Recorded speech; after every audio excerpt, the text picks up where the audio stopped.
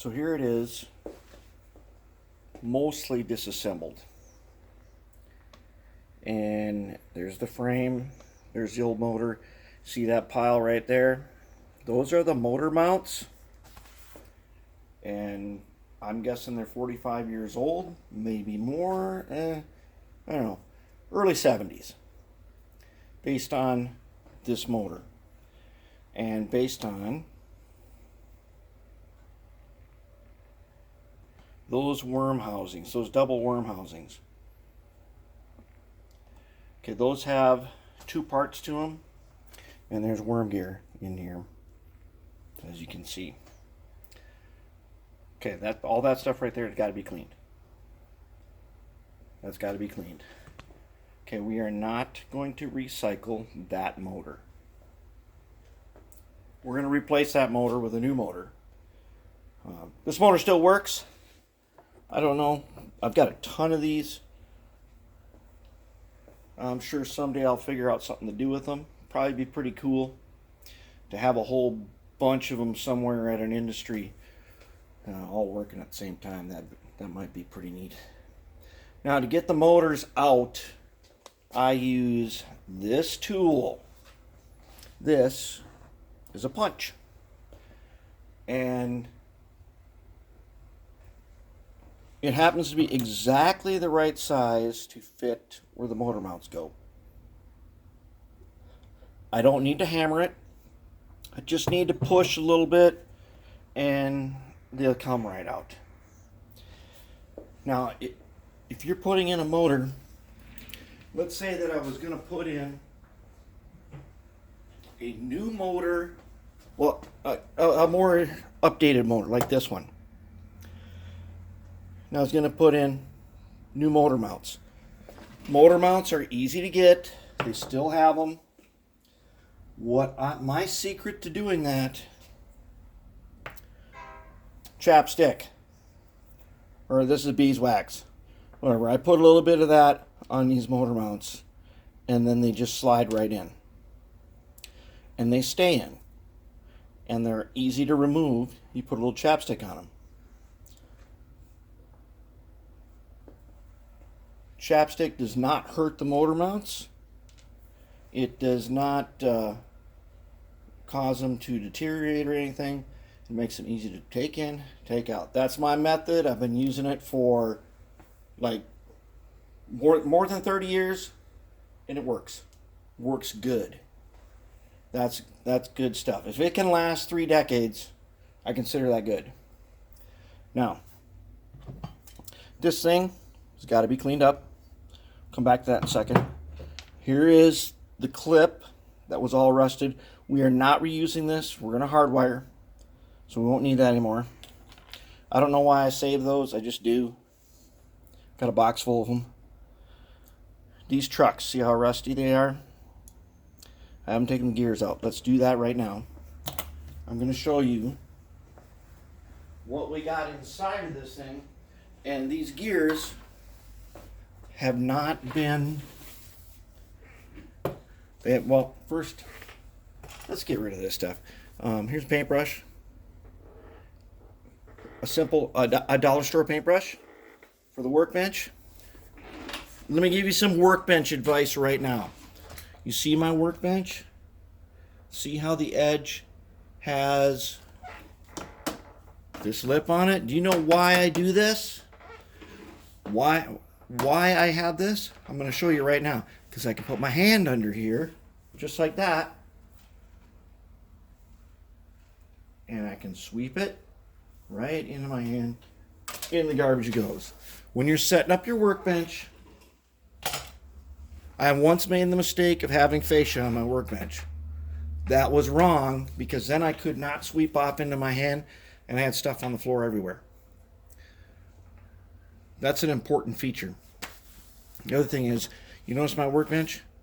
This is particle board. It is dirt cheap. Comes in these 2-foot by 4-foot panels. Excellent workbench. I got burn marks everywhere. Not a problem. You spill something on here, not a problem. Things don't roll around. It's I've always used it this way. I've always used particle board. You may have been told never to use particle board on your stuff.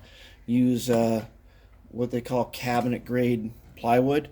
And that's way too expensive for something that's going to get full of various oils, greases, soldering, burns. I use particle board. Many of you have been told not to use that. I use it. I love it. I would never change it. I would never go to any other kind of surface. This is my favorite. Okay, we don't need this motor anymore. That'll go into the motor box. Let's go ahead and disassemble one of these trucks. All right, so you see the this is the body mounted coupler. I am not going to be using that. I am going to frame mount. I'm going to frame mount couplers onto this frame later. I got something special in mind for these. And I do have a section of track on my layout that is 18 inches. And I also have another one I'm putting in that will be 15 inches. And this thing will work on that. Remember when these were made, most people had a loop that was 18-inch radius. And these were made to go around that. I don't want to change that. John Armstrong, one of the titans of model railroading, he's the one that said cram as much track into your layout as you can. He's also, in his book, he writes about using these kind of helper short cars so that you can switch out industries where the radius is really tight. And so I follow his advice. If you don't have his book, Model Railroad Operations, that's something you want to get in your library. Okay, now here's the tough part. This guy has this piece on the bottom. This sucker's hard to get off, especially when it's this old, without breaking it. So let's see if we can figure out the easiest way to not break this thing and get it off of here. This is going to be tricky. So I'm assuming when you put it on, it goes back in first. You wrap it around, you snap it into the front. And it looks like there are two clips here. I think I'm just going to bend these two clips. Let's get pliers. I think I'm just going to bend them. Just in case. The metal, I can always bend back to where it was.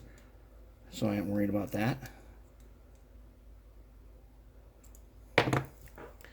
Alright, so I got it open. Let's see if I can just stretch it enough.